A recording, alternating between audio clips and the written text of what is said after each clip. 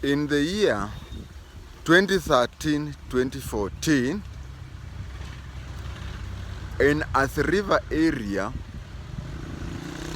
there were some unidentified male bodies which were found near the church of Mainanjenga, the Mungiki, ex-Mungiki leader.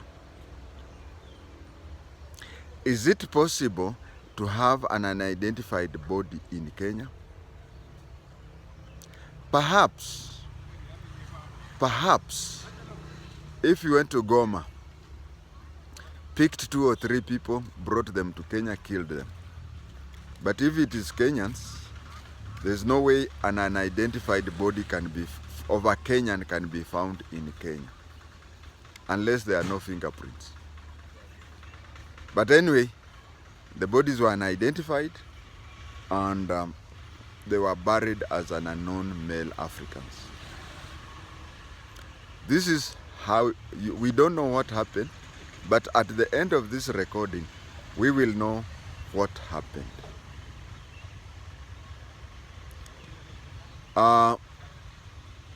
Mainanjenga and Kinawaroinge started Mungiki after copy-pasting Gonya Wagakonya's tent of the living God.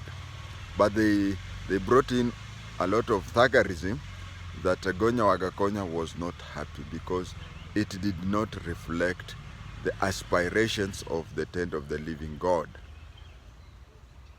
Now, Mungiki was both a cultural and religious organization.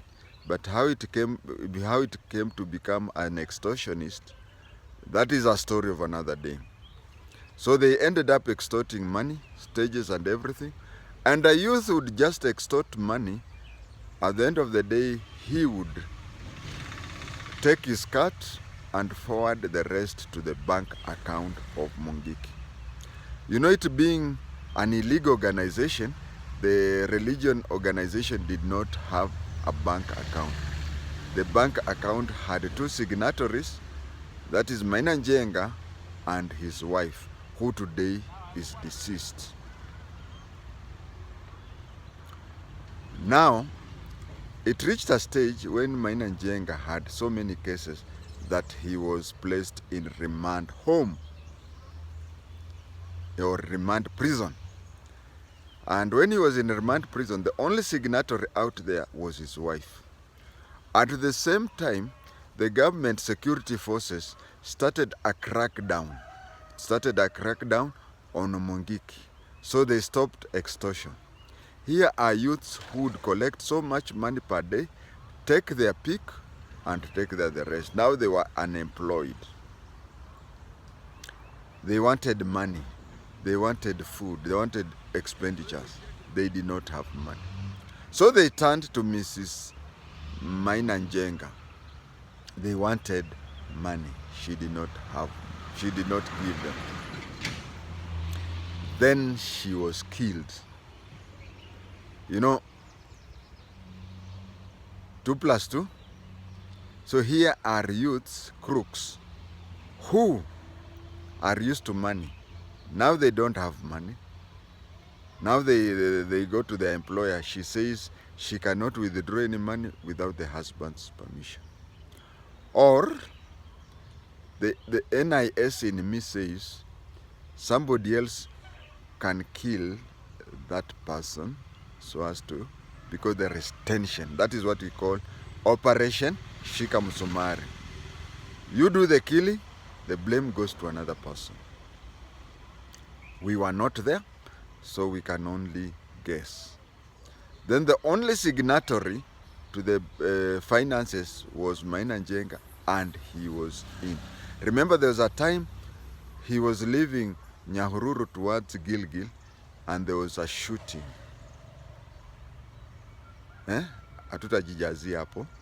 So after when Mainanjenga spent a long time in remand home, he became saved.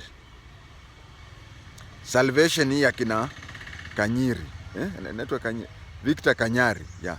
Salvation akina Victor Kanyari. He became saved.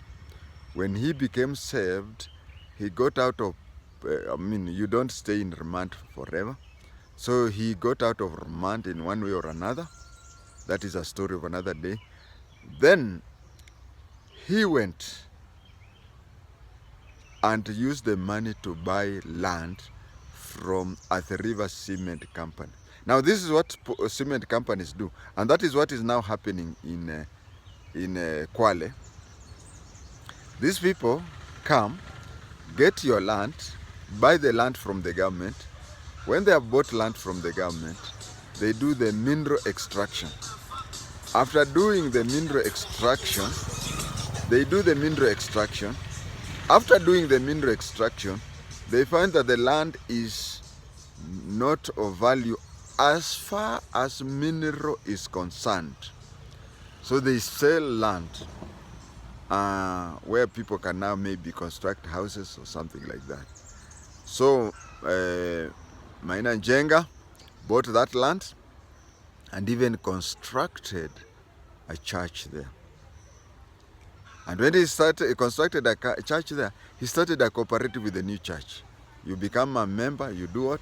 Then he sells you that. You see, Mungiki, after they were stopped from collecting money, and this is when they used to collect money, they used just to have enough for expenditure. They never did any saving or anything. But here is him out here with a new church, and members of the new church were being encouraged to buy shares. They bought shares, and after buying shares, the land was sold to them. When the land was being sold to them, Mungiki youth felt that they were the rightful owners of that land. They just wanted Maina Njenga to go out and check the list of those people who used to send the money every day from bus stages. They also wanted those people who are collecting money from bus stages. They wanted those people who are collecting money from marketplaces, the list to be taken out so that the land is subdivided to them. He said, no, if you want to be saved, join my church. When you join my church, buy shares, you'll get the land. And then those youths died. Do I need to tell you everything? No. Not that I fear anybody. Of course, I've talked about more serious cases than haka kamutu kadogo. But you now know why those youths were dying. And you see, a certain aspect of the government would not even want to follow so much that, the members of Mungiki or ex-members of Mungiki know who died and whatever. So you see, people start following the case, and then they say, unaona watoto wenyu walifuata huyo jambazi and whatever. And that for you explains how youths were killed in Athi River. He ordered their killing. He is responsible. That man is a killer. When he's talking, look at the way he looks at you. I can tell a killer. Thank you.